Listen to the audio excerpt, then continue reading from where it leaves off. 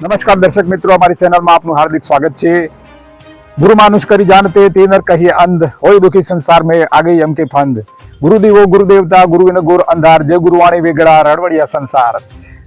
गुरु सदगुरुનો મહિમા સંતોએ કવિઓએ બહુ જ ગાયો છે। એવા હાલના સદગુરુ સંત રામપાલજી મહારાજનો સત્સંગ સાબરકાંઠા જિલ્લાના ઈડર તાલુકાના લાલોડા ગામમાં મહાકાલેશ્વર મંદિર આવેલું છે, ત્યાં હાલ ચાલી રહ્યો છે। તો આપણે સત્સંગ હોલમાં જઈ અને ત્યાંની વ્યવસ્થા કેવી છે, સત્સંગમાં કોણ કોણ આવેલું છે, કેટલી પબ્લિક છે, તેના વિશે વધારે માહિતી મેળવીશું। તો ચાલો આપણે જઈએ સત્સંગ હોલ તરફ। દર્શક મિત્રો, ખૂબ જ પુષ્કળ ગાડીઓ સત્સંગ સાંભળવા માટે અહીંયા પાર્કિંગ કરેલી છે। તેના પરથી આપણે જાણી શકીએ કે ખૂબ જ સંખ્યામાં સદગુરુ રામપાલજી મહારાજના અનુયાયીઓ સત્સંગ સાંભળવા આવ્યા હશે।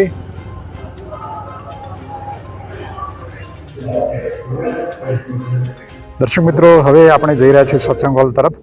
તો જેવા આપણે સત્સંગ હોલની નજીક પહોંચ્યા તો અહીંયા બૂટ ચપ્પલ વ્યવસ્થિત રીતે લાઇનબદ્ધ મૂકેલા છે અને બૂટ ચંપલની સેવા માટે બે સેવાદારો બેસેલા છે। નમસ્કાર સર। સત સાહેબ, તમે અહીંયા શેના માટે ઊભા છો? આ સેવા માટે। શેની સેવા કરો છો તમે? આ જૂતો સેવા છે, પાણી સેવા છે।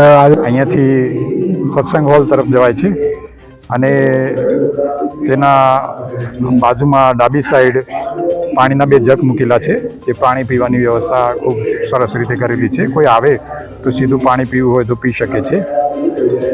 આપણે પણ અંદર જઈ અને જોઈએ કેવી વ્યવસ્થા છે।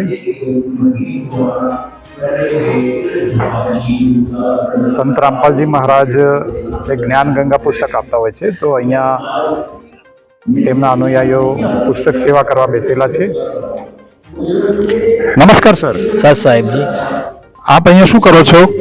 અહીંયા જ્ઞાન ગંગા પુસ્તકની સેવા આપીએ છીએ ભગતજી। સેવા એટલે કેવા પ્રકારની સેવા, શું કરો છો? અહીંયા જ્ઞાન ગંગા પુસ્તકની સેવા દરેક ભગતને या જગતને પહોંચાડવા માટેની સેવા આપીએ છીએ અને એથી જ્ઞાન ગંગા પુસ્તક દરેક વાંચે, એને જ્ઞાન થાય અને તે સંત રામપાલજી મહારાજની દીક્ષા લે। આ પુસ્તક કોના દ્વારા બહાર પાડવામાં આવેલી છે? આ પુસ્તક સંત રામપાલજી મહારાજ દ્વારા બહાર પાડવામાં આવેલી છે।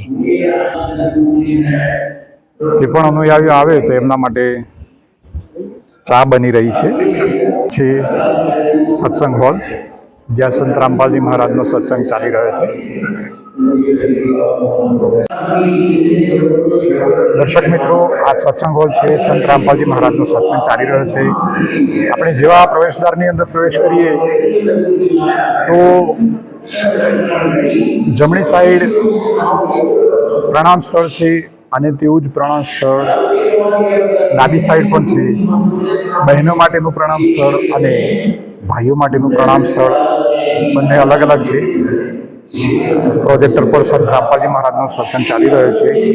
જે વૃદ્ધો છે તેમના માટે ખુરશીઓમાં બેસવાની વ્યવસ્થા કરેલી છે અને મહિલાઓ અને પુરુષો એકદમ લાઇનબદ્ધ હરોળબદ્ધ શાંતિથી પરમાત્માનો સત્સંગ સાંભળી રહ્યા છે।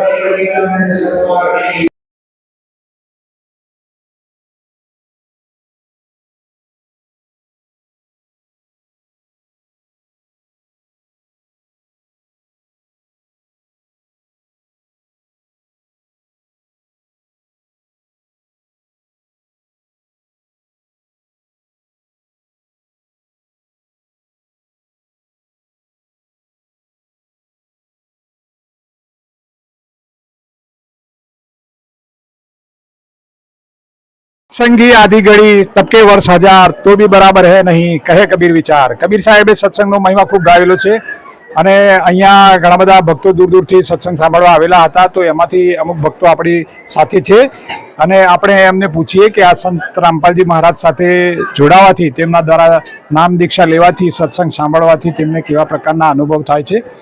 તો આવો આપણે એમના એક અનુયાયીને પૂછીએ અને વધુ વિગત જાણીએ।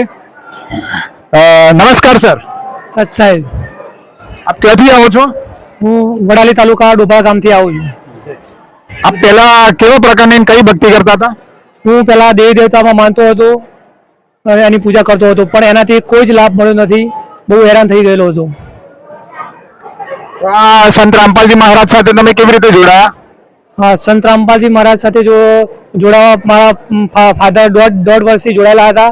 તેઓ સત્સંગમાં જતા વારંવાર મને કહેતા કે તું આ સત્સંગમાં આવી જા, તારું પરમાત્મા કલ્યાણ કરશે. પણ એ વખતે 2-3 વાર હું સત્સંગમાં આવ્યો અને ત્યાંથી મારા હાથમાં મને પરમાત્માની દયા થઈ અને મેં નામ ગ્રહણ કર્યું.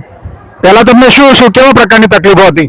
પહેલાં મને તકલીફોમાં બહુ પ્રેત બાધા હતી, બહુ ધ્રુજાઈ રહેતી અને કઈ જ દુઃખ જ રહેતું. મતલબ કોઈ જાતનો કોઈ લાભ થતો ન હતો દેવી દેવતા માનવા છતાં. પણ અહીંયા સંત રામપાલજી મહારાજના શરણે આવ્યા પછી મને મારા આર્થિક લાભ, આર્થિક, શારીરિક અને જે સંતાન પ્રાપ્તિ, જે 8 વર્ષ થયા મેરેજ કર્યા તો બી સંતાન પ્રાપ્તિ નથી અને અત્યારે સંતાન પ્રાપ્તિ બી મને થયું છે. મારું જોડાયા લગભગ 1 વર્ષ થવા આવ્યું છે.